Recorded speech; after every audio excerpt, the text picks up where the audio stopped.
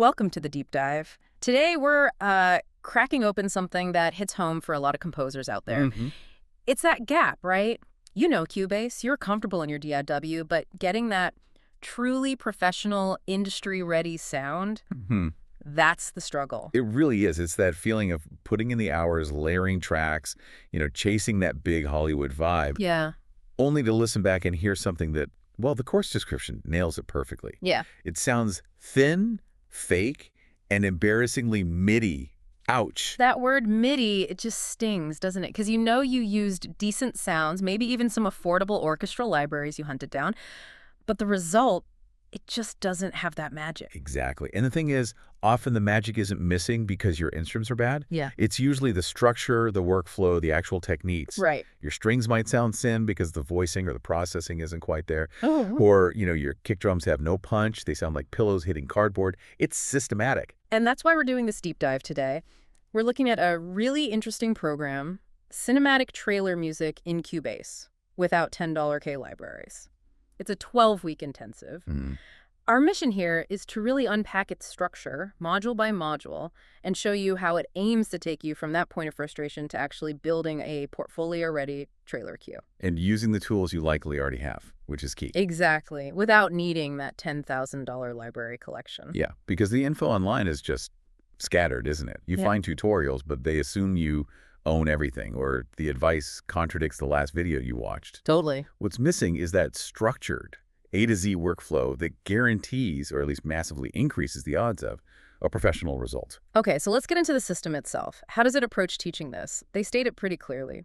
This is about a systematic immersion into Cubase workflows, orchestration hacks, and realism techniques that manufacture trailer composers, not dabblers. That word manufacture is interesting, isn't it? It suggests a reliable process, like quality control on a production line. Yeah, less like random art, more like engineering a result. Precisely. Yeah. And they lean into this idea of immersion. Think about learning a language. You don't get fluent just memorizing words from flashcards, right? Right, you need to live it, breathe it. You need to listen, speak, practice, repeat. This course tries to replicate that with a multimodal approach.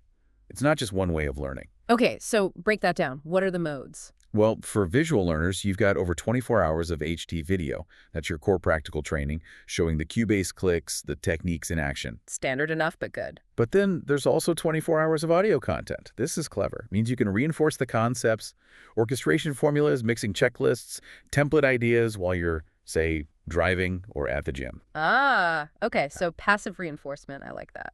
Yeah, it keeps it top of mind. And then for those who like to read and really analyze, there are comprehensive text guides. We're talking specific formulas, checklists, even visual breakdowns of scores. So visual, auditory, reading covers a lot of bases. But here's where it gets really interesting, technologically speaking.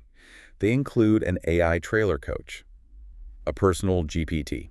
Okay, AI coach. That sounds potentially amazing or potentially gimmicky. How does it actually help? Well, think about being stuck at 2 a.m. Your brass section sounds weak. You've tried everything you know. What do? Usually you stop, right? Get frustrated, yeah, or post on a forum and wait hours, maybe days, for a vague answer. Exactly. This AI coach isn't just a general chatbot. It's trained specifically on this course's content. The videos, the guides, the checklists. Ah, I see. So you ask it, why does my low brass lack punch? And instead of a generic web search answer... It can reference, say, Module 6 on brass layering and Module 10 on parallel compression and give you specific troubleshooting steps based directly on what the course teaches. Okay, that is a game changer. Real-time, curriculum-specific support. It keeps you in the creative flow. Totally. It tackles that isolation problem head on. And this whole approach, this integration, they brand it as the Tesla methodology differentiation. Tesla methodology. Bold name. What's this feat station quality control process they mentioned? How does that actually work for music creation? Think of it like refining a product. Station 1 might be template design. Station 2, rhythmic foundations. Station 3, orchestration. Maybe Station 7 is mixing. Station 8 is mastering. Okay. If a technique or a workflow step introduced at, say, Station 3 causes issues or doesn't produce a pro sound by the time it hits the mixing station, it gets flagged and refined. They've stress tested the entire process. So it's designed to ensure that if you follow the steps, the end result consistently meets a certain quality bar. They're trying to remove the guesswork and ensure you manufacture expertise, not confusion. That seems to be the goal, yeah. Yeah. Standardizing the path to a professional outcome. Right. Let's dive into phase one, the actual modules. Module one kicks things off with Introduction to Cinematic Trailer Music. It's about mindset first. Which is so important. You absolutely have to get your head around why trailer music exists. It's not the same as scoring a film scene. How so? What's the core difference they emphasize? Impact and marketing. Trailer music exists to sell the experience, to grab attention immediately, to convert interest into a ticket sale or a click. It's fundamentally a marketing tool. Whereas film scoring can be much more subtle, about underpinning emotion over time. Exactly. Module 1 forces you to understand that specialized role. It talks about the psychology, the pacing needs, that crucial balance between impact versus subtlety. Often there's very little room for subtlety in a trailer cue. It needs to hit hard and fast. Get in, make a statement, get out. Pretty much. Yeah. If you don't grasp that fundamental purpose, your structure and sound choices will likely be wrong from the start. Okay, so mindset adjusted. Then Module 2 immediately tackles the technical environment, setting up Cubase for trailer composition. Yes, the bedrock. This is about optimizing your DIW, specifically for this kind of work. Now, a lot of our listeners know Cubase pretty well. They might think, I can skip this. Yeah. Why is a specialized setup so critical here? Speed. Honestly, it boils down to speed and efficiency. Trailer turnaround times can be brutal, 48 hours, maybe 72 if you're lucky. Right. If you're spending minutes searching for sounds, setting up routing, figuring out key commands, you're losing precious creative time. Module 2 gives you the essential settings, the shortcuts, the organizational frameworks that save hours. Like, what kind of efficiency hacks are we talking about? Well, template creation is huge, but not just any template. A professional trailer template is a meticulously organized beast. Okay, tell me more. What makes it professional in this context? It's pre-built with tracks for all your likely instrument groups, strings high, strings low, brass, percussion layers, synths, sound design. Crucially, everything is color-coded for instant visual recognition. All percussion red, all brass yellow, etc. And every single track is pre-routed to designated group channels or buses. Ah, the busing. Why is that pre-routing so vital? Because revisions are inevitable. The director says the strings are too bright in the climax. You don't hunt through 30 individual string tracks. You go straight to the strings high group channel, maybe pull down a specific EQ band, or adjust the reverb on that bus. Instantly. Instantly. Same with markers for structure, intro, build, climax, outro. You can navigate and modify sections super fast. This module is about building your Cubase environment to function like a high-performance machine, ready for rapid iteration and professional demands. So it's building the infrastructure for creativity, not just opening a blank project. Exactly. Foundational. Okay, infrastructure in place. Phase 2 moves into the creative core, starting with Module 3, trailer music structure and storytelling, the narrative blueprint. Yeah, this is the architecture of the cue itself. You can have the best sounds in the world, but if the structure doesn't work, if it doesn't tell that mini story effectively, the track fails. What's the core formula they teach here? It's often referred to as the build, break, boom formula, though it's usually a bit more nuanced, like a classic 3-act structure. Okay, break that down. Act 1. Act 1 is usually the intro. It might be atmospheric, maybe introduce a rhythmic pulse or a simple motif, sets the tone, creates intrigue. Act 2. The rise. This is where the energy builds, the layers increase, the tension ramps up significantly. Ostinatos often kick in here, rhythms get denser. And Act 3. The climax, or boom, this is the big payoff, the reveal. Usually the loudest, most intense part of the track, often coinciding with the film's title card or biggest visual moment. Then there's typically a short outro, maybe a final hit or a quick fade. Got it. Intro, rise, climax, outro. Seems straightforward, but I guess the skill is in the execution. Totally. And a huge part of that execution, which Module 3 emphasizes, is using contrast, silence, and dynamics effectively. It's not just about being loud. Ah, the power of silence. Absolutely. That moment of near silence right before a massive impact makes the impact feel 10 times bigger. Or dropping the dynamic suddenly before building back up. It creates anticipation. It resets the listener's ear. Pros use this constantly. Amateurs often just stay loud. Makes sense. Okay, now Module 4 tackles a big one for many listeners, budget-friendly virtual instruments and plugins. This addresses that $10K libraries problem head-on. Yeah, this module is potentially worth the price of admission alone for many people. It directly challenges the idea that you need to spend thousands to get a pro sound. So it's not just saying use free stuff. No, it's much smarter than that. It's a curated guide. It identifies specific, free, and very affordable libraries, often under $200 total, that excel at particular tasks, like Which free orchestra library has surprisingly decent short strings? Which budget library has powerful taiko hits? Which free synth is great for making gritty basses or atmospheric pads? It also covers essential free FX plugins, specific EQs, compressors, saturation tools that work well for this genre. Okay, so it builds your toolkit strategically on a budget. Ugh. But you still need to make those budget sounds work, right? That's the hard part. And that's the real value here. The module focuses intensely on layering strategies to maximize smaller libraries. This is the secret sauce to avoiding that cheap plugin sound. How does that layering work in practice? Give me an example. Okay, so you have a free string library. On its own, it sounds a bit thin, maybe it lacks body. The technique is to layer it. You might take the attack portion of that string sound and layer it subtly with the sustained body of, say, a different free sound, maybe a soft synth pad, or even a heavily processed choir sample pitched down. Then you route that combined sound through a group channel. Right, like we learned in Module 2. Exactly. And you apply some saturation for warmth, maybe a touch of chorus for width, and a good convolution reverb to place it in a realistic space. Suddenly, those 2 or 3 cheap sounds combine to create one composite sound that feels much richer, denser, and more expensive. So you're essentially engineering a complex sound from simple, affordable ingredients. It's technique over budget. That's the core idea. Yeah. It empowers you creatively instead of making you feel limited by your wallet. Brilliant. Okay, let's jump ahead slightly within this phase to Module 8 because it fits nicely here. Writing memorable trailer themes. Sound design and structure are great, but you need a hook. You absolutely do, I don't know. especially in trailers, where memorability is key for marketing. This module focuses on trailer-friendly melody writing. What makes a melody trailer-friendly? Usually it's about being concise, powerful, and often quite simple or motivic. Think short, punchy phrases that are easy to recall. Big, complex, meandering melodies don't usually work in a 90-second spot. Right, needs to lodge itself in your brain quickly. Exactly. The module also covers harmonic progressions that are engineered for tension and release common trailer tropes like modal interchange or specific chord voicings that create that epic feel. And crucially, it teaches motif development within these short cues. Neo. Taking a small melodic idea, maybe just 3 or 4 notes, and learning how to repeat it, vary it slightly, invert it, put it in different instruments, all within that short time frame. Repetition and variation are key to making something feel both familiar and evolving, driving the cue forward while being memorable. All right, Phase 3 gets into the real meat of the sound. Module 5 is crafting powerful rhythmic foundations.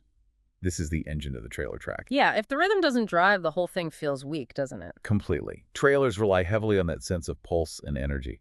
This module breaks down percussion layering techniques. It's not just throwing a drum loop in there. What kind of layers are we taking? Thinking architecturally about the sound, you need your low-end weight, that's your taikos, your big cinematic impacts.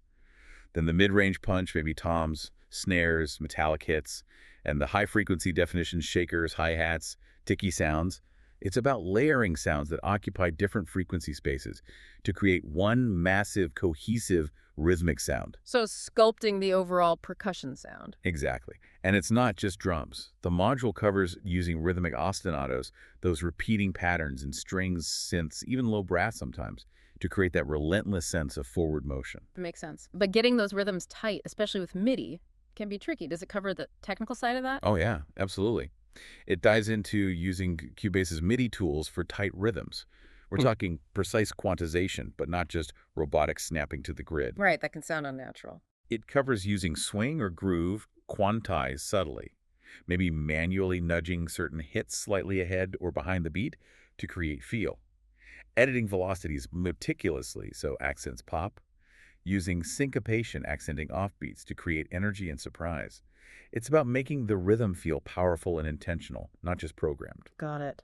Okay, from rhythm to the orchestra. Module 6, building epic orchestral layers. This sounds like where you tackle that thin sound problem directly with orchestral instruments. This is a huge one, because even with layering tricks from Module 4, you still need to write for the orchestra effectively, especially with budget libraries. This module gives you specific writing techniques. Such as? For strings, it emphasizes writing for tension and movement. Instead of just long static chords, it might teach you how to use divisi techniques, even faked with panning and EQ, short articulations like spiccato or staccato for rhythmic drive, and how to write melodic lines that build tension effectively. And for brass. For brass, it's all about power and majesty. Using the right registers, knowing when to use unison versus harmonized lines, how to write powerful swells and fanfares that cut through the mix. It also covers woodwinds, often used more for color and texture in trailers, adding detail to string or brass lines. Okay, but the big promise here is achieving a lush sound with limited resources. What are the key tricks to fake bigger ensembles that they teach? Is it just layering again? Layering is part of it, but it's more nuanced. It involves things like doubling a string line, not just with another string patch, but maybe very subtly with a soft synth pad or a filtered brass sound an octave below, just to add weight and complexity. Ah, cross-instrument doubling. Exactly. And clever use of panning to create width. Maybe using short, subtle delays or chorus effects, again, very subtly, to smear the sound slightly and create the illusion of more players. Using EQ to carve out space so layers don't fight. It's a combination of orchestration knowledge and mixing techniques applied specifically to overcome library limitations. Very cool. Making more from less. Then Module 7 brings in the modern element, hybrid sound design and modern elements. Because trailers are rarely purely orchestral anymore. Almost never these days. You need that fusion.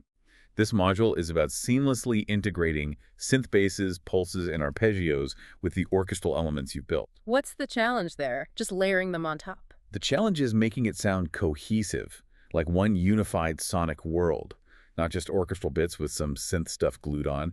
It involves sound selection, filtering, using similar reverbs to put them in the same space, making the synthetic elements feel like they belong with the organic ones. It also covers designing signature sounds, right? Like brams and impacts.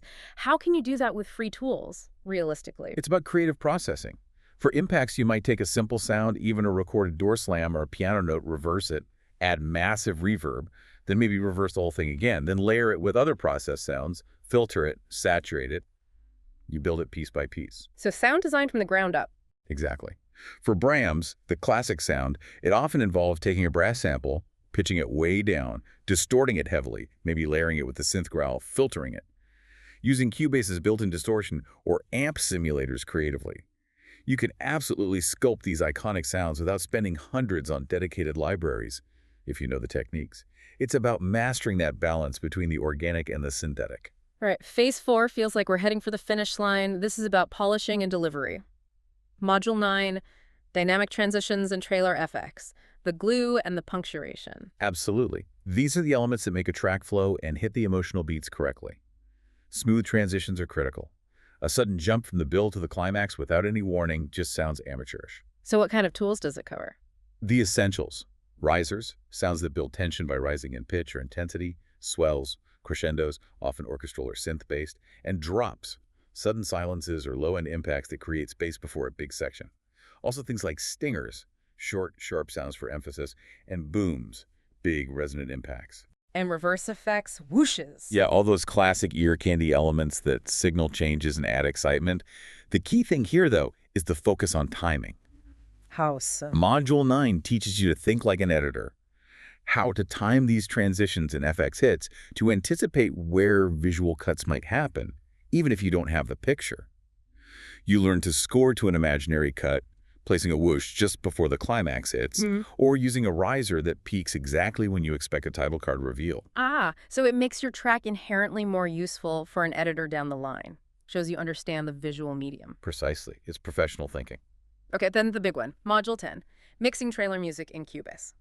Taking all those layers and making them sound cohesive, powerful, massive, and cinematic, as they say. Yeah, the mix is where it all comes together and falls apart.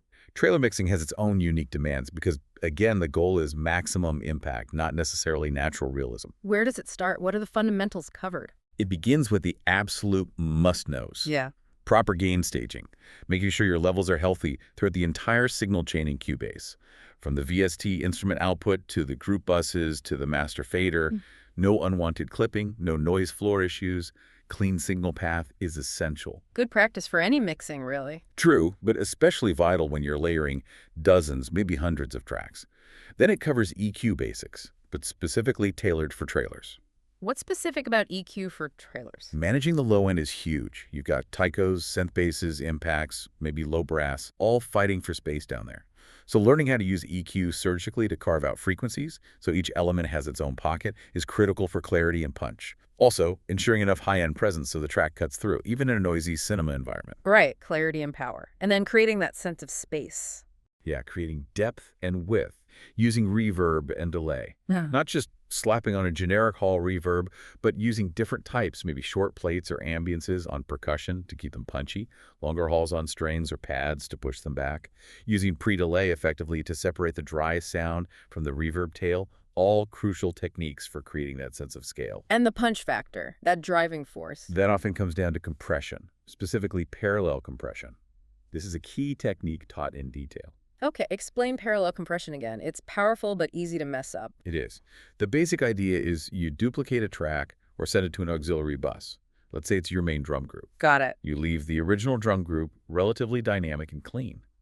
But on the duplicate track or bus, you apply extreme compression, like really squash it. It'll sound pretty bad on its own, totally crushed. Then you blend just a small amount of that heavily compressed signal back underneath the original clean drums.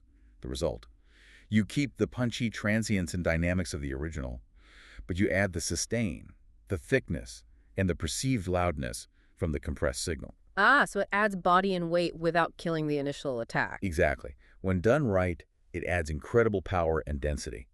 Module 10 gives you the step-by-step on how to set this up and dial it in effectively in Cubase.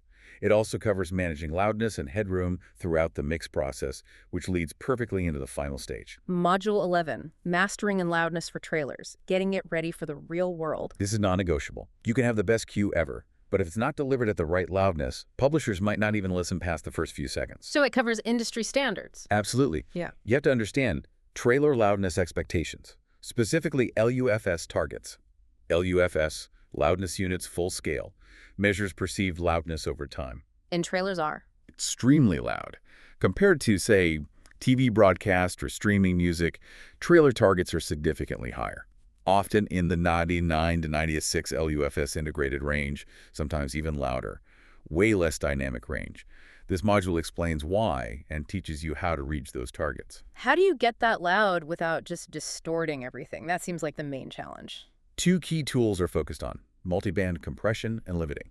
Multiband compression lets you control the dynamics of specific frequency bands.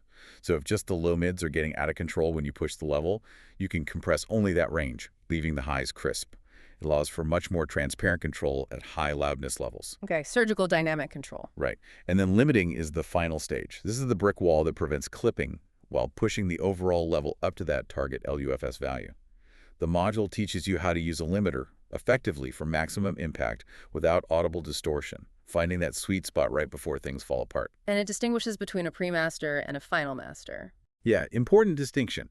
A pre-master might be slightly less loud, with a bit more dynamic range, intended for a dedicated mastering engineer to do the final polish. A final master is pushed right to the limit, ready for immediate submission to a library or client who needs it now, understanding when to deliver with UEC, which is part of being professional. And all of this culminates in the final phase, Module 12, Final Project and Industry Insights. This is where you put it all together. The capstone, basically, applying everything from the previous 11 modules. To create a finished trailer cue, ready for pitch. That's the ultimate deliverable, the proof that the system worked for you. It's not just about the music itself, though, is it? It mentions professional readiness. Right. It reinforces workflow hacks for speed, because finishing is one thing, finishing efficiently is another. And critically, it covers the essential process of exporting stems for publishers. Okay, let's define stems clearly for anyone unsure. What are they and why are they so important? Stems are basically submixes of your track, broken down by instrument group. Instead of sending a client one final stereo mix file, or worse, your entire 150-track Cubase project. Which they probably can't even open. Exactly. You export maybe 8 to 12 stereo audio files, one stem for high strings, one for low strings, brass, percussion, synths, sound effects, bass, etc. High-quality WAV files. And why do publishers demand these? Flexibility. It allows the music editor working with the picture to make adjustments quickly. Maybe they love the track, but the synth pulse is fighting with dialogue in one spot. With stems, they could just dip the synth stem volume slightly in that section without needing to call you or affect the orchestral elements. It makes your music incredibly easy to work with, Not providing stems is often an instant deal breaker. Good to know. Non-negotiable. And finally, Module 12 touches on getting your music out there. Yeah, guidance on networking and pitching. It aims to shift your focus. Now that you can create professional-sounding cues using budget tools and a solid workflow, the next step is understanding how to approach music libraries, trailer houses, and publishers. How to present yourself and your music professionally. So it completes the journey from frustrated hobbyist to someone actually equipped to enter the industry. That's clearly the intended transformation, yes. Looking back at the whole 12-module structure, you can really see the logical progression, can't you? It flows from mindset and setup through composition and sound design with budget tools, right into pro-level mixing, mastering, and delivery. It's definitely a comprehensive system.